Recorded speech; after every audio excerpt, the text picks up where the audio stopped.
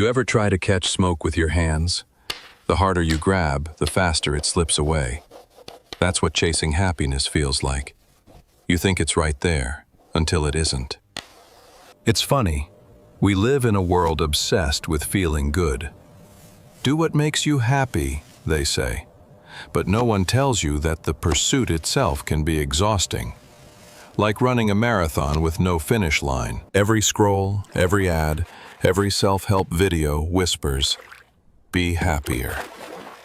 And somehow that whisper becomes a pressure. You start measuring your smile against everyone else's. And here's the twist. When you chase happiness, you're actually telling yourself you don't have it. You're reinforcing the gap. The chase becomes proof of lack. Imagine trying to take a photo of a rainbow. You line up the shot perfectly, but the light shifts, and it's gone. That's happiness when you treat it like a goal instead of a moment. You can't hold happiness in place. It's not a trophy, it's weather. It passes through you when you stop trying to control it. Understored. So maybe the problem isn't that we're unhappy. Maybe it's that we turned happiness into homework. Most people think happiness is something you chase down, like a paycheck or a promotion. But happiness isn't a target. It's a side effect. It's not about chasing happiness. It's about creating meaning. When your life feels meaningful, happiness stops being a goal and starts being a byproduct. But that sounds abstract, right? What does meaning even mean? It's simple. Meaning is the feeling that what you're doing today connects to something tomorrow. When you chase happiness, you're asking, how do I feel right now? When you build meaning, you're asking, who am I becoming because of this? One question keeps you stuck in the moment. The other builds a direction. And direction matters more than emotion, because direction survives bad days. You can't force happiness to show up, but you can design a life that invites it. Meaning is like gravity. You don't see it, but it holds everything together. But wait, are you saying we shouldn't want to be happy at all? That sounds depressing. No, not at all. Wanting to be happy is natural.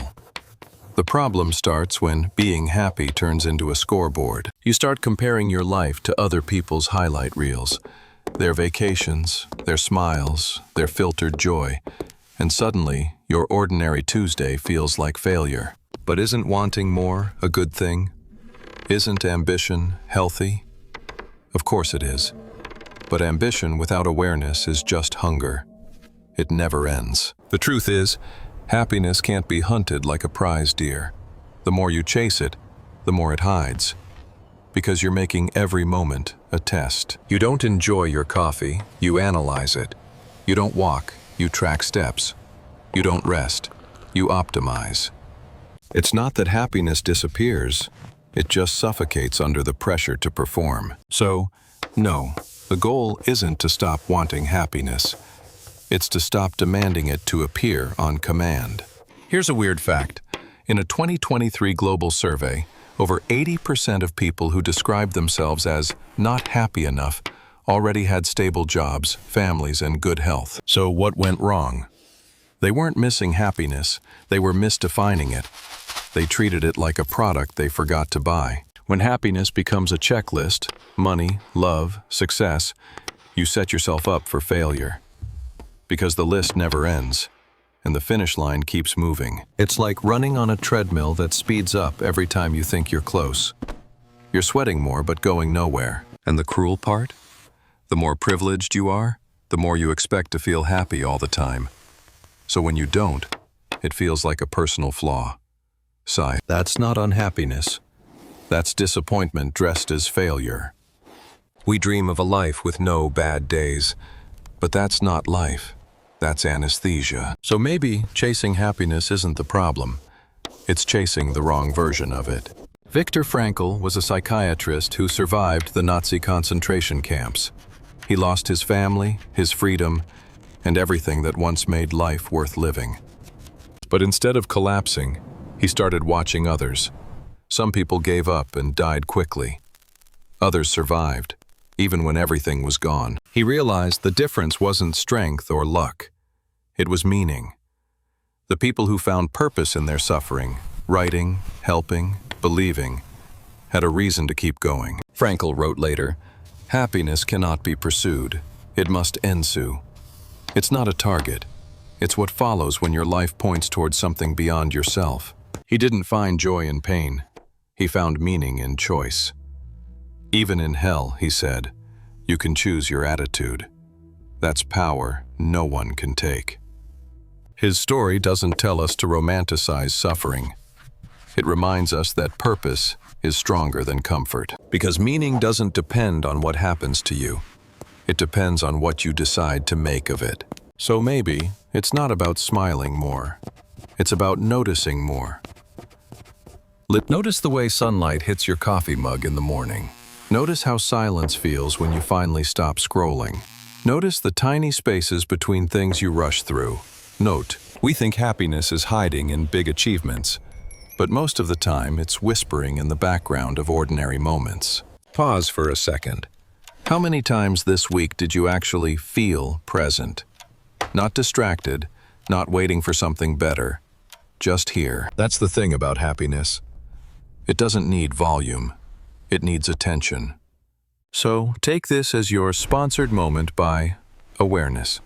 No logos, no brands, just you, breathing. Because if you can slow down long enough to notice life happening, you might realize it never stopped being meaningful. We've been taught to fear unhappiness like it's a disease. If you're not smiling, something must be wrong. But what if sadness isn't failure, it's feedback? Feeling empty doesn't mean your life's broken. It might just mean you've outgrown the version of yourself you were chasing. Think about it. No one calls a cloudy day broken weather. It's just part of the pattern. Yet we treat sadness like a system error instead of a signal. Maybe unhappiness isn't the opposite of meaning. Maybe it's how meaning introduces itself. The discomfort that says, hey, you're ready for a change. When you accept that not every day has to be joyful, you make space for depth. You stop grading your life by smiles per hour. Happiness feels lighter when you stop forcing it to carry the weight of your worth. Indister, you can be not happy and still be whole. You can be uncertain and still be alive in the best way possible. Underscore. You've seen those videos, right? 3 steps to instant happiness. It's the emotional version of a microwave meal. Quick, shiny, and forgettable. But real happiness isn't a recipe. You can't hack it, skip it, or outsource it. It's not a 2-step process. It's a lifetime experiment. It's like that meme where you're told, step 1, draw a circle. Step 2, draw the rest of the owl. Everyone skips the messy middle, the part that actually matters. The truth is, you can't draw your life's owl without making a mess. You'll smudge the lines, ruin the symmetry, start over 100 times, and that's okay. The point isn't to draw it perfectly, it's to keep drawing. People who sell happiness as a shortcut forget that shortcuts cut through meaning too. So stop looking for steps. Start looking for rhythm. Your rhythm. The one that lets you live instead of optimize. Here's what actually works. First, write down one meaningful moment every day. Not a happy one, a meaningful one. It could be something tiny.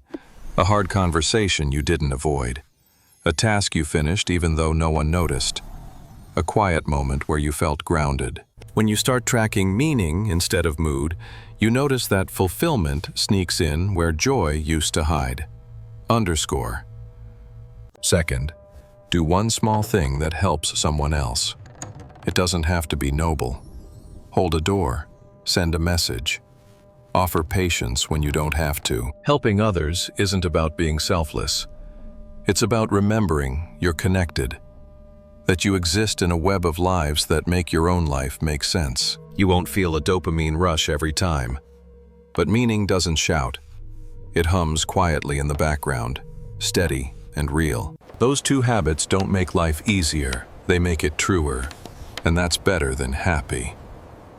Underscore. So maybe the meaning of life isn't about chasing happiness after all. Maybe it's about noticing, building, and showing up long enough to feel it arrive on its own. If you came here hoping for a secret formula, sorry. It doesn't fit in a 10-minute video. But that's the good news, because meaning doesn't end when the video does. Happiness isn't hiding behind a paywall or a morning routine. It's hiding in plain sight, somewhere between your first sip of coffee and your last deep breath of the day. And hey, if this made you think, even a little, hit subscribe. Not because it'll make you happy, but because curiosity is how meaning starts. We keep trying to capture happiness like a photo. Maybe it was never meant to be captured, just experienced.